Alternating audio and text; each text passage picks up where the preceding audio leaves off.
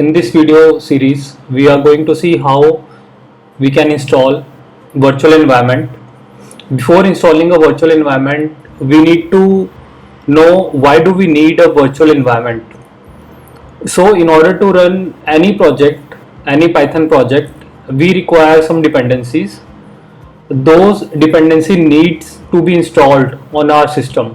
It is fine if we have only one project in our system, but that is not the case. For every developer, we have more than one project installed or working project at any particular moment. So as a developer, we work more than one project at a time, and multiple projects require different projects require different versions of the same library or the Python. So such cases arises where we have, for one project we have some a package P1 have some version and another project has another package. So in order to avoid all those conflict at a global level or globally, what we tend to do is we create a virtual environment which is tied to every specific project.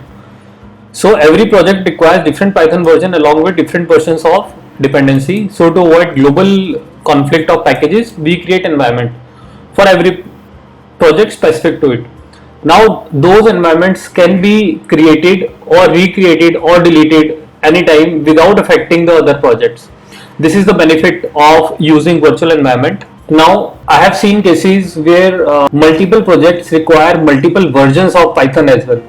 Now if you think globally, we can have only version 2 or version 3, Python 2 or Python 3 at the same time installed, but you cannot have Python 3 multiple versions of Python 3. Like some project require Python 3.6, some require Python 3.7. So in order to avoid those conflict as well, we use PyEnv. PyEnv is basically used in order to manage multiple Python version on the same machine. So I have, using this guide, I have installed the Python PyEnv on my machine, and if I check the version which I am using, this is the Python version, and if I say PyEnv versions, this is the Python versions installed on my system, and 3.6.9 is the default version. So now let's create a virtual environment for our project. Let's see. Let's create a new directory called Telegram bot.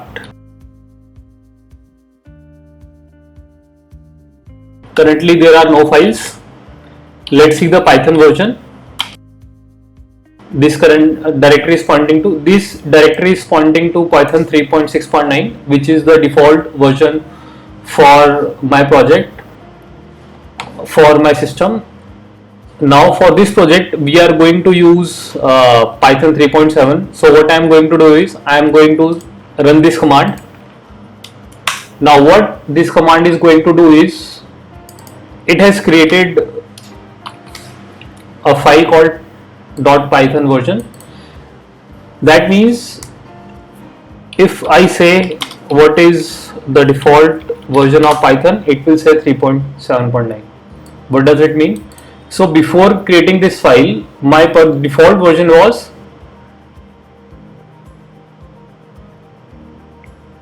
3.6.9.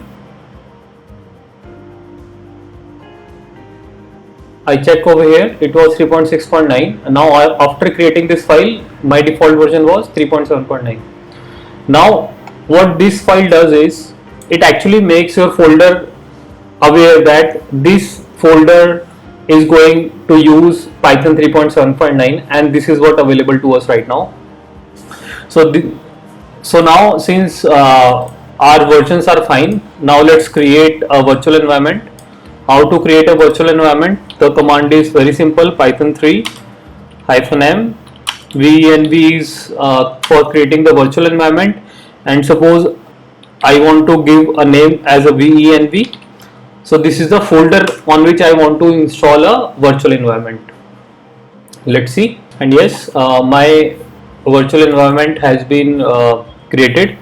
So after creating any virtual environment, I need to activate it, and in order to activate the environment, the command is this: python source venv bin and activate. So this is the command. As you can see, after activating this, I have this venv prepend in my command line, which signifies that my environment has been installed. So let's see which python.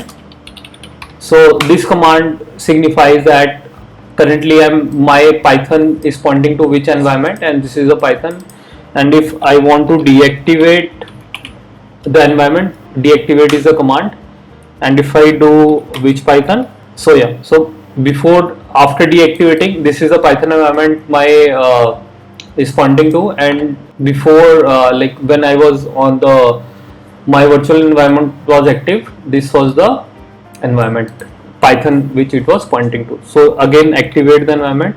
This is my directory bin and activate. So again, my python environment has been activated, and let's install Django. So with pip install, I can install any of the libraries, python packages. So since we are going to work with Django, I'm going to install Django with this particular command.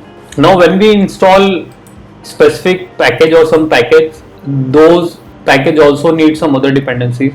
So those other packages also gets installed along with the package which we want. And yes, if we see the Django version, we have installed 3.2.3, the latest version. And if we wanted to install a specific version of Django, we can simply type this and it could have installed Django 3.1. Now since we have Django 3.2, that is also okay, right? So since we have installed Django, in the next video we are going to create a project, Django project, and we are going to see the basic functionality with Django provides along with other libraries. So that's it for the current video.